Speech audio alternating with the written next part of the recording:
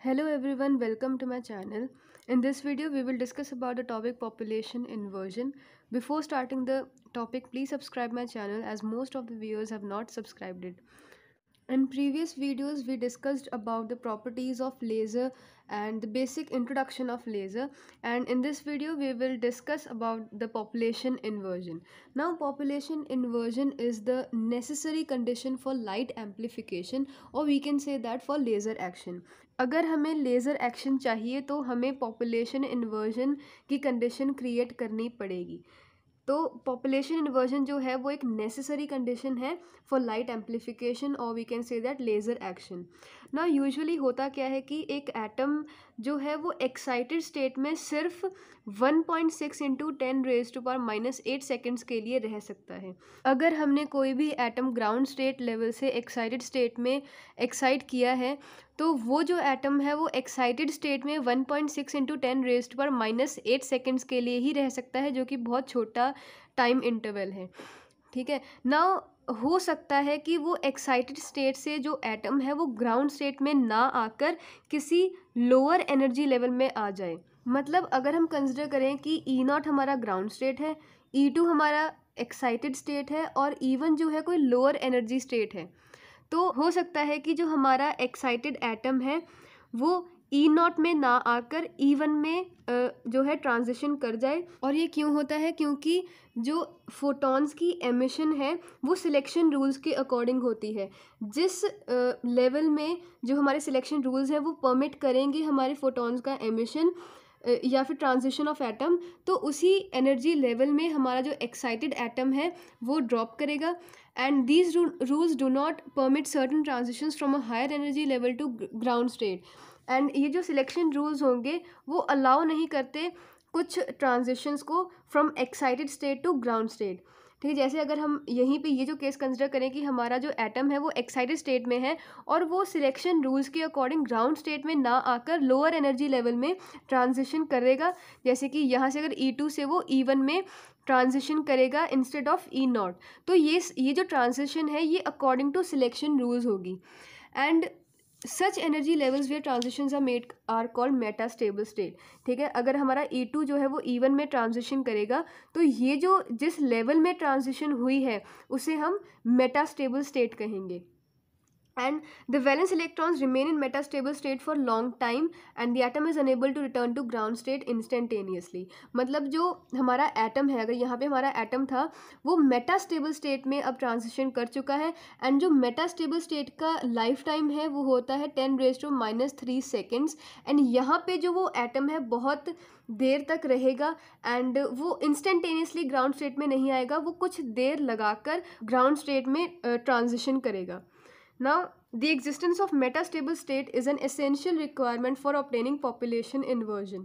तो अगर हमें population inversion चाहिए उसके लिए हमें metastable state होना बहुत ज़्यादा ज़रूरी है, क्योंकि यहीं पे जो हमारे एटम्स हैं वो कलेक्ट होंगे। ठीक है, और यहाँ पे जो एटम्स हैं वो E1 में जो एटम्स होंगे वो ग्रेटर होंगे एज कम्पेयर टू E0। मतलब ग्राउंड स्टेट के कंपैरिजन में जो हमारे नंबर ऑफ एटम्स होंगे वो मेटास्टेबल स्टेट में ज़्यादा होंगे। इसकी वजह से जो हमारे स्टिमुलेटेड एमिशन की प्रोबेबिलिटी है वो इंक्रीज़ हो जाएगी। ठीक है, जिसकी वजह से अब क्योंकि हमें पता है कि लेज़र एक्शन जो है वो स्टिमुलेटेड एमिशन की वजह से होता है, तो अगर यहाँ पे हम मेटास्टेबल स्टेट में पॉपुलेशन इन्वर्जन क्रिएट कर देंगे या फिर कह सकें नंबर ऑफ एटम जो है मेटास्टेबल स्टेट में ज़्यादा हो जाएंगे as compare to ground state, तो जो हमारी स्टिमुलेटेड एमिशन की प्रोबेबिलिटी है वो इंक्रीज़ हो जाएगी और अल्टीमेटली जो लेज़र एक्शन जो है हमारा वो पॉसिबल हो सकेगा। ठीक है, यहाँ पे ये चीज़ हम ये जो हमारा एनर्जी लेवल डायग्राम है हम यहाँ पे एक्सप्लेन करेंगे।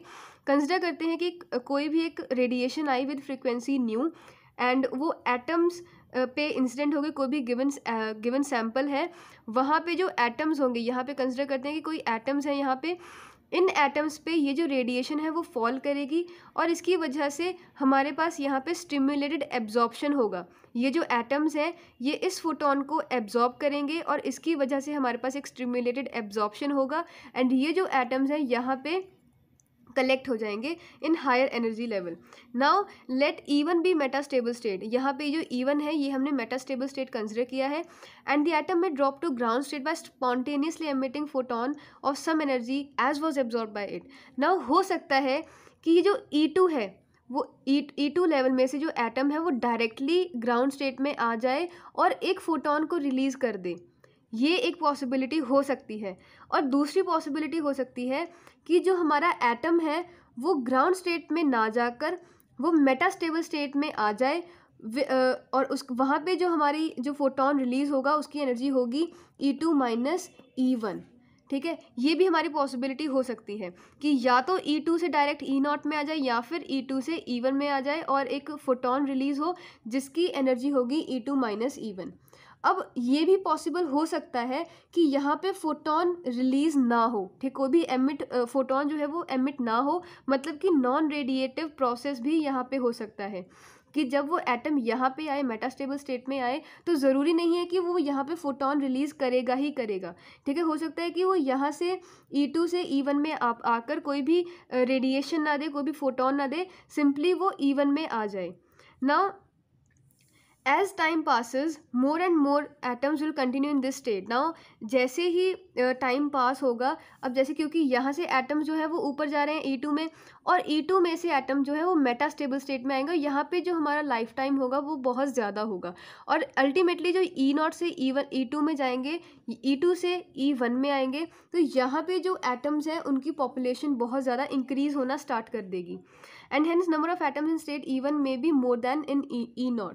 तो हो सकता है कि E1 में जो नंबर ऑफ एटम्स हैं, number of atoms in E1 हम n कंसिडर करते हैं और number of atoms in E0 हम n0 कंसिडर करते हैं।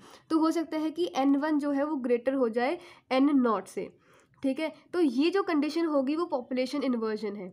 तो पॉपुलेशन बेसिकली एक पॉपुलेशन इन्वर्जन जो है वो सिंपल एक प्रोसेस है जहाँ पे हम मेटास्टेबल स्टेट में नंबर ऑफ एटम्स जो है वो इंक्रीज कर देंगे as compare to ground state. और ये हम क्यों कर रहे हैं? ताकि हमारे पास स्टिमुलेटेड एमिशन की जो प्रोबेबिलिटी है वो इंक्रीज हो जाए। और पॉपुलेशन इन्वर्जन के लिए हमें जो नेसेसरी चीज़ है वो क्या है? Metastable state. नाउ यहाँ पे हमारे पास बार ग्राफ है जहाँ पे हम दो कंडीशंस देखेंगे कि एक तो है थर्मल इक्विलिब्रियम और दूसरी कंडीशन है पॉपुलेशन इन्वर्जन। थर्मल इक्विलिब्रियम में हमारे पास क्या कंडीशन है कि जो हमारा ग्राउंड स्टेट है वहाँ पे सबसे ज़्यादा नंबर ऑफ एटम्स होंगे, देन मेटास्टेबल स्टेट में होंगे एंड देन E2 में होंगे जो कि एक्साइटेड स्टेट है। मतलब कि सबसे ज़्यादा एटम्स हैं ग्राउंड स्टेट में, उससे कम है E1 स्टेट में, मेटास्टेबल स्टेट में, एंड सबसे ज़्यादा कम होंगे एक्साइटेड स्टेट में। बट जब हम पॉपुलेशन इन्वर्जन क्रिएट कर देंगे, मतलब कि जो E1 लेवल है जो कि है मेटास्टेबल लेवल, ठीक है, मेटास्टेबल स्टेट जो है, मेटास्टेबल स्टेट में हम नंबर ऑफ एटम्स इंक्रीज कर देंगे as compare to ground state. ठीक है, तो number of levels in E1 वो सबसे ज़्यादा होंगे पॉपुलेशन इन्वर्जन में, देन उससे कम होंगे एक्साइटेड स्टेट में एंड सबसे कम होंगे ग्राउंड स्टेट में। अब यहाँ पे हमारे पास ग्राउंड स्टेट में सबसे ज़्यादा कम एटम्स क्यों हैं? क्योंकि हम स्टिमुलेटेड एब्जॉर्प्शन की वजह से जो नंबर ऑफ एटम्स है ग्राउंड स्टेट से वो एक्साइटेड स्टेट में जा रहे हैं एंड एक्साइटेड स्टेट से जो एटम्स है वो मेटास्टेबल स्टेट में जाएंगे और वहाँ पे हमारे पास पॉपुलेशन इन्वर्जन क्रिएट हो चुका है और इसी की वजह से जो मेटास्टेबल स्टेट में हमारे पास नंबर ऑफ एटम्स ज़्यादा हो जाएंगे। तो इस वीडियो में हमने यही देखा है कि पॉपुलेशन इन्वर्जन जो है वो एक नेसेसरी कंडीशन है for laser action and population inversion create करने के लिए हमें ज़रूरी चाहिए मेटास्टेबल स्टेट। ठीक है, मेटास्टेबल स्टेट की अगर मेटास्टेबल स्टेट होगा तभी हमारे पास पॉपुलेशन इन्वर्जन क्रिएट हो सकेगी। इसकी वजह से हमारे पास स्टिमुलेटेड एमिशन पॉसिबल होगा और उसकी वजह से हमारे पास लेज़र एक्शन हो सकता है।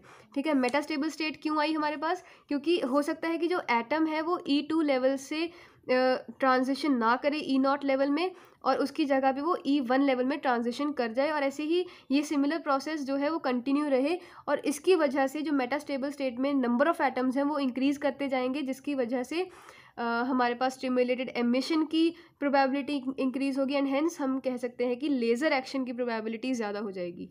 तो यही था हमारे पास ये पॉपुलेशन इन्वर्जन। आई होप आपको समझ में आया हो। कोई डाउट हो आप बता सकते हो, कमेंट कर सकते हो and if you like the video please share it, subscribe the channel. Thank you.